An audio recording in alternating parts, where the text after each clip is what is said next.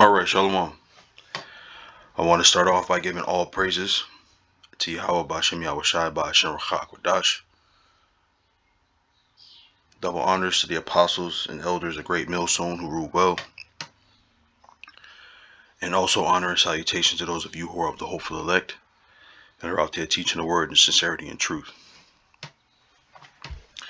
So today I wanted to talk about the chariots of the Heavenly Father. An article was sent to me by one of the elders. I'm sure he sent it to everybody, but let me just, I should have just clicked the link.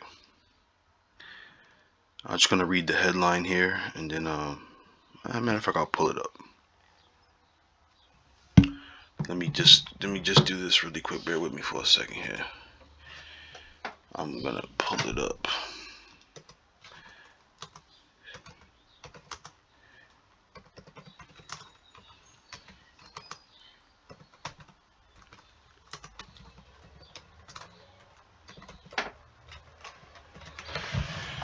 Oh, let's see. I think it was from. Looks like it's from RT.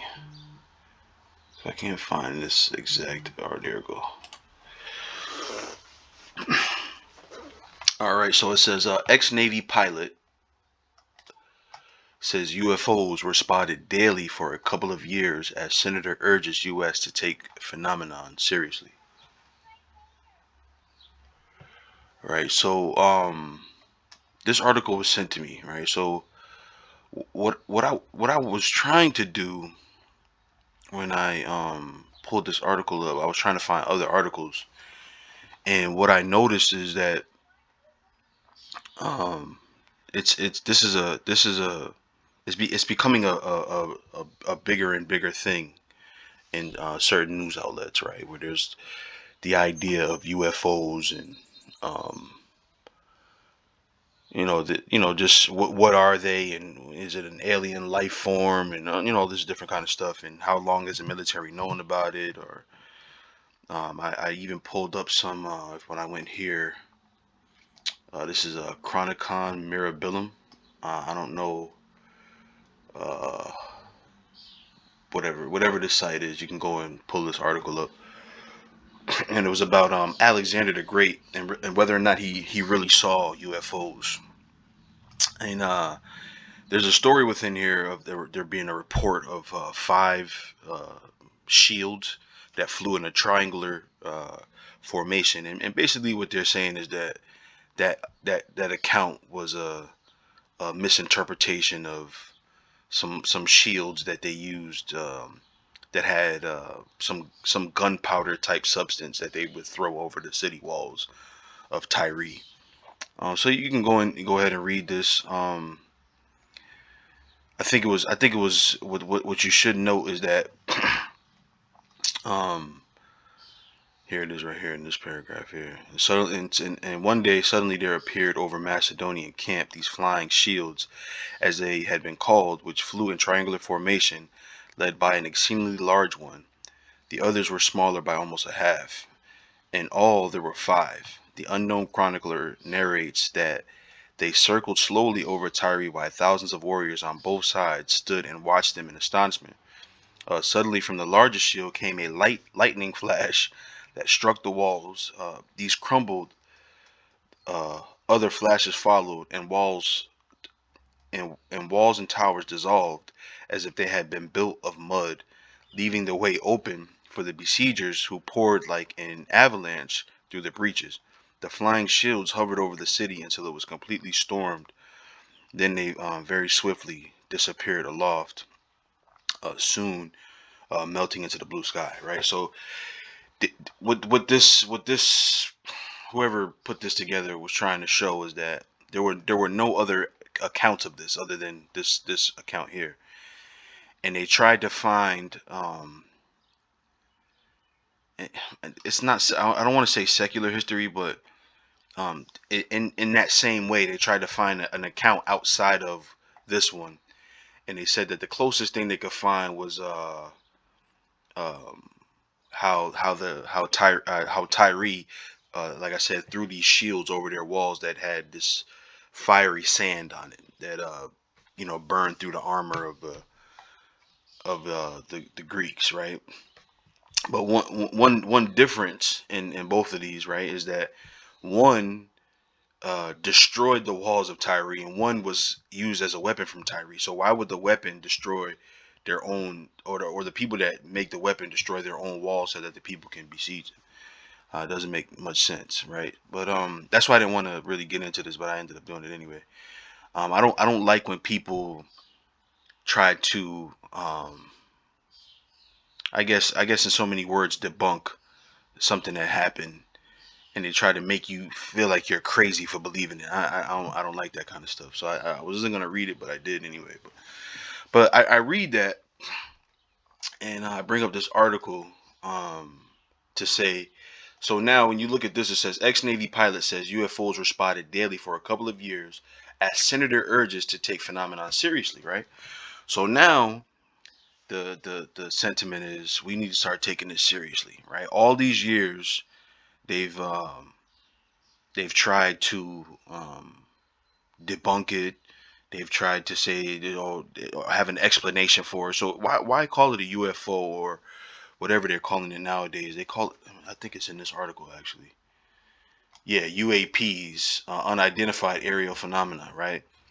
Why can't it just be unidentified? Why do you have to have an explanation for it every time one happens?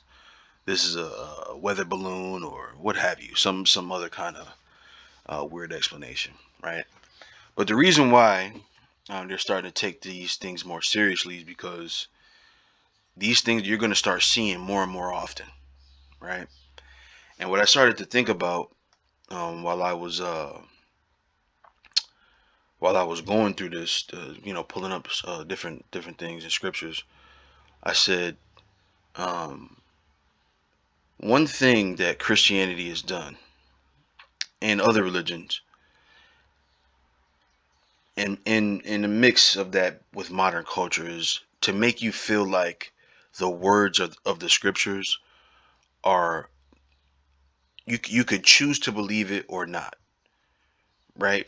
There's so many different religions out there and denominations that you can now say, okay, I choose to believe this one or I choose to believe that one, right?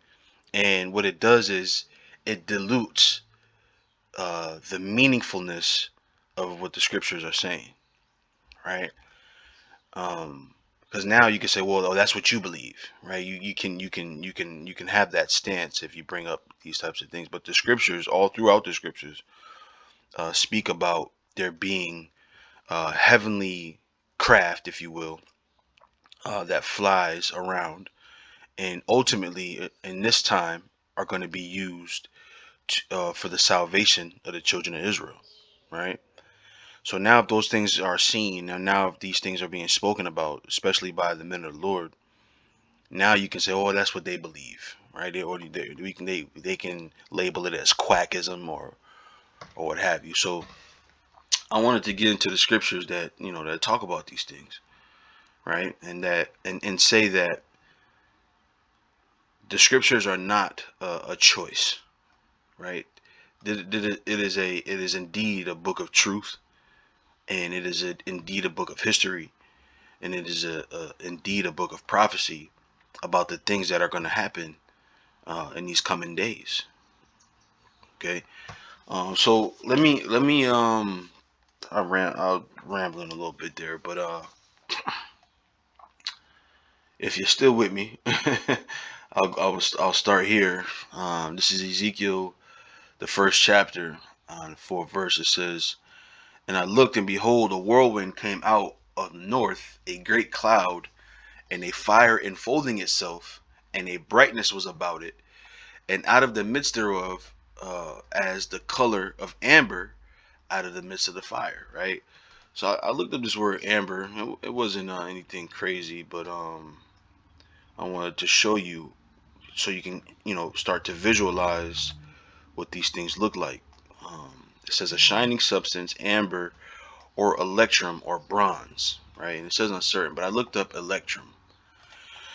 right? And here's what it looks like, right? So there's like a silver and gold mix, right? So imagine a chariot looking like that, man, or a chariot looking like this, right? And when you read this, right? When you read this scripture here, this sounds a lot like the introduction to the chariot when you're watching the movie Independence Day. I would play a clip, but they'll probably shut my video down. But if you can remember the movie Independence Day with Will Smith and the chariots starting to reveal themselves, what did you see? A fire enfolding itself, right? So it was like this flame that was kind of like swirling around. There was like a swirl to it. Like if you've looked at a major fire where the fire is like having these small explosions, they kind of swirl and engulf themselves, right? And that's what it looked like in the movie Independence Day, right? And so they artistically uh, made a visual of this actual scripture, man, right? And of course, you can read this whole first chapter, but again, this is just to say this is what we see, man. This is what the scriptures were explaining, right? Chariots that look like this, right? And just to give a quick testimony, um, one of the elder Adama, one of his ladies that he's been with, would have these dreams, man, these real vivid dreams, and she was in the dream, but she was touching the chariot, and she was talking about how cold and smooth it was, right? And that always sticks with me every time I think about the chariots. Her dream always sticks out to me, right? So let me go here.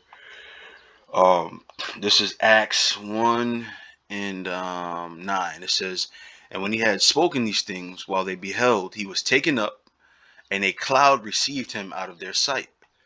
And while they looked steadfastly toward heaven, as he went up, behold, two men stood by them in white apparel, which also said, Ye men of Galilee, why stand ye gazing up into heaven? This same Yahushai, which is taken up from you into heaven, shall so come in like manner as ye have seen him go into heaven." Right.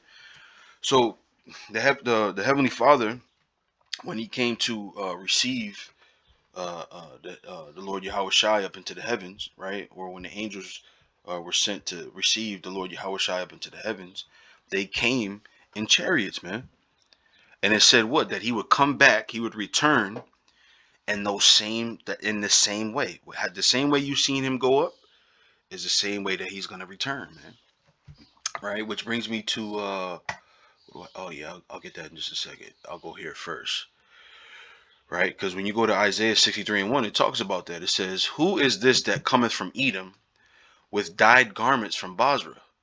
This that is glorious in his apparel, traveling in the greatness of his strength. I that speak in righteousness, mighty to save." Right? So what does it say? Glorious in his apparel, traveling in the greatness of his strength. Right? What is he going to travel in? Right? What is he going to be traveling in? He's going to be traveling in these chariots, man.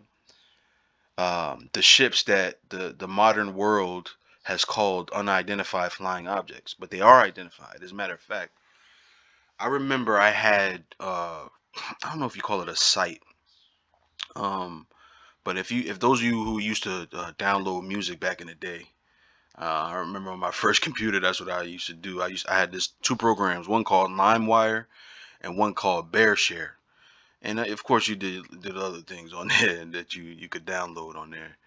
But you had these two sites to download things, and when I had my first computer, that's when the Lord started exposing different things to me. Um, and I say that modestly, like when I was coming into the truth, and I was starting to research different things and see different things, and one of the things that I downloaded, a couple of videos that I downloaded on that LimeWire and that BearShare was these like NASA videos that they had of chariots in the sky, man. And what one what it's funny because I saw the video without any like words to it, right? It was just a quiet video, like a satellite video image of it was like a like a chariot. It was a chariot flying, right? And then it stopped and did like an L cut. And what I mean by L cut, like if you think of Barry Sanders, he'll be going one direction, he'll cut and go a different direction, right? And that's what this chariot did.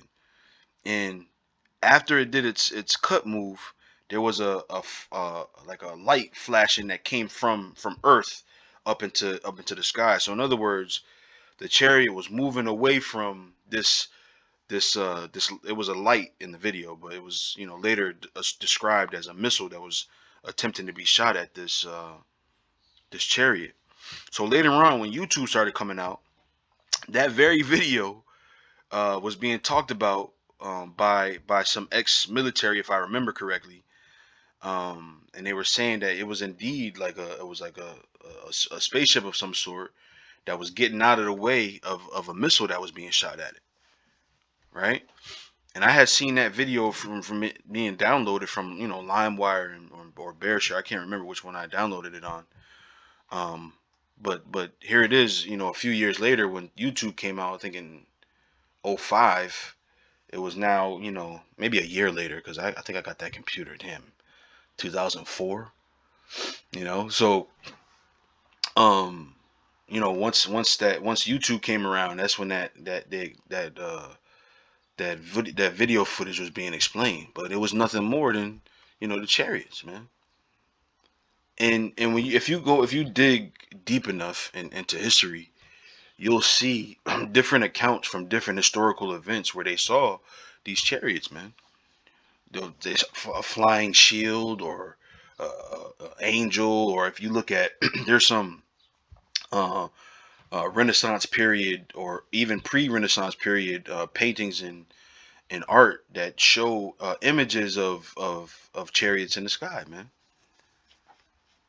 Okay, so this is a very real thing. And quite frankly, it's our salvation, right? So let me go to what's this? Oh, I had it open. Let me see.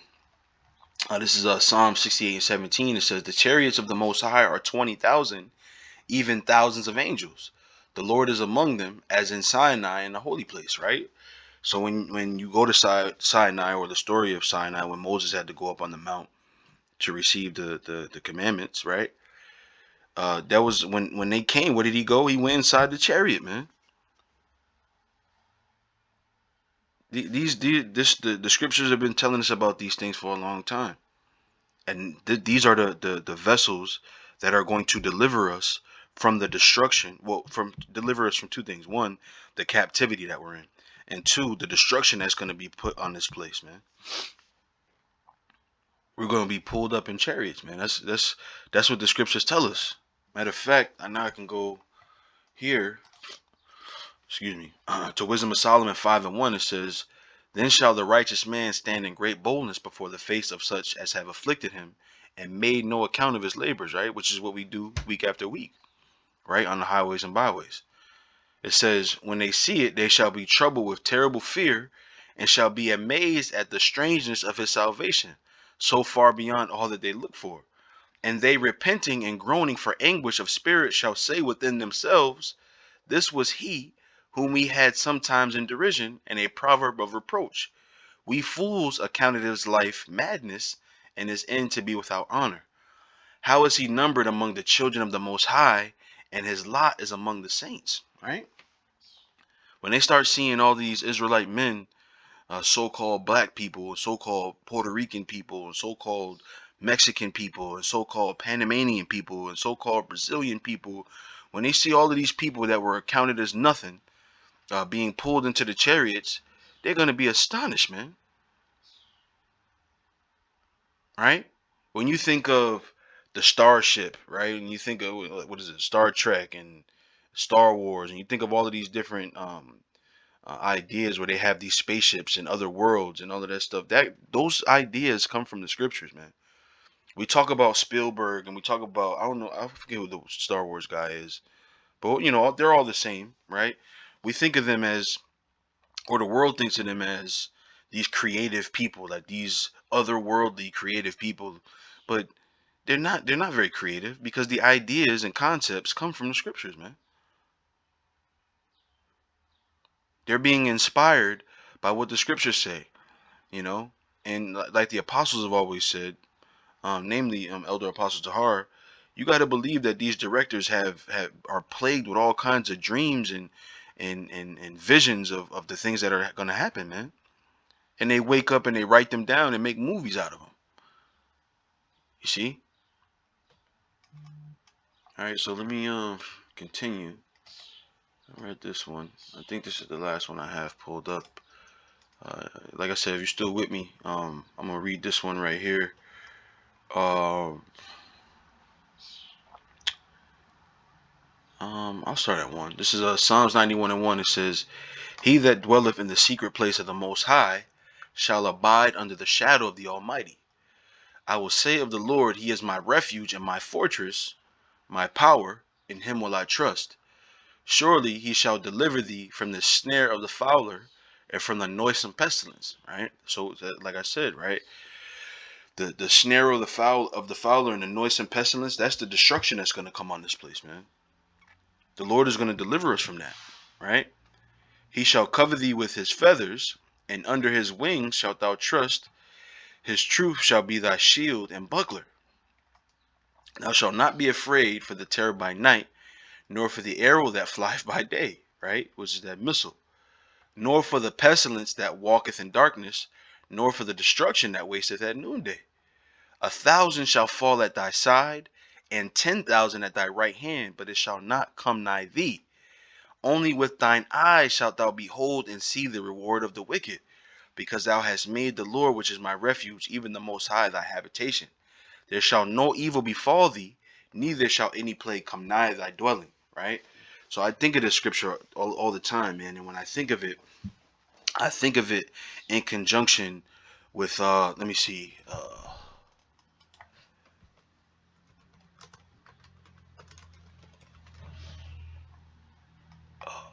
here we go. Right? And death and hell were cast into the lake of fire. This is the second death, right? So this is speaking of that you know, when you up in that chariot, like it says in Psalms 91, and you're looking down at the destruction, even though it's not going to befall you, you're going to see it. You're going to see the pool of flames that are engulfing this massive land of America, man. We're gonna be eyewitnesses of it. Right? And I always imagine it. I know other brothers have thought of it in a different way, but I always imagine it like this: like you know, we're all in chariots, and the floors of the chariots are like glass, right? And you can see down through the floor of the chariot. You're in the chariot, but you can see down through the floor of the chariot and watch the flames pouring up out of America, man. That's how I always envision it that way. You know, I'm not saying I'm right. I'm just saying that's how, when I think about it, that's how I think of it. You know, we're gonna see those things from the chariots, man. That's our salvation, right? And the narrative has been, you know, for many years that, you know, again, the scriptures are bogus. Like, either you can believe it if you want, but if you don't want to believe it, then there's some other alternatives. But no, the scriptures are true, man. And these things you're gonna start seeing these things. You're gonna start seeing the chariots intervene in things that are happening in the world, right? Because what does it say, right? It says, the scriptures say, let me see, hurt not the wind until this. Let me see. And no, no, no, no. My servants. Am I spelling that wrong? Yep. Servants sealed. Oh, how does that go? Hurt not the earth. Try that. Hurt not the earth. Yeah, here we go. Revelation 7:3, it says, saying, hurt. Let me see. Yep, let me start at 1. And after these things I saw 4 angels standing on 4 corners of the earth, holding the 4 winds of the earth, that the wind should not blow on the earth, nor on the sea, nor nor on any tree. right? And this is what I was speaking of. Like these chariots are in control of the happenings on earth, man, right? And when now that the Lord is telling them, look, hold these things back. Don't go crazy yet, right? And I saw another angel ascending from the east, having the seal of the living power, and he cried with a loud voice to the four angels to whom it was given to hurt the earth and the sea, right? Saying, hurt not the earth, neither the sea, nor the trees, till we have sealed the servants of our power in their foreheads, right? So once those men are sealed, what's going to happen? Those things are gonna come. The wind, right, to hurt the earth and the sea. You see. So you're gonna start seeing those chariots intervening in a lot of things that are happening on Earth, man. All these great events, these polarizing events, you're gonna see a lot of the chariots and angels involved in those things, man. Right now, it's on a spiritual level. You gotta believe it, but we're gonna start seeing those things, man. So that's why they're trying to control the narrative, and we gotta start taking this seriously, and we gotta tell them about the Roswell, which ain't no chariot ever crashed. Come on, man. Fucking Esau's ridiculous, man. Oh boy. Well, but with that, man, hopefully that was edifying and give a little insight. I want to give all praises to Yahweh Bashem, Yahweh Shai Bashem, Rachak Wadash. Double honors to the apostles and elders, a great millstone. Honor salutations to the hopeful elect. With that, I say shalom.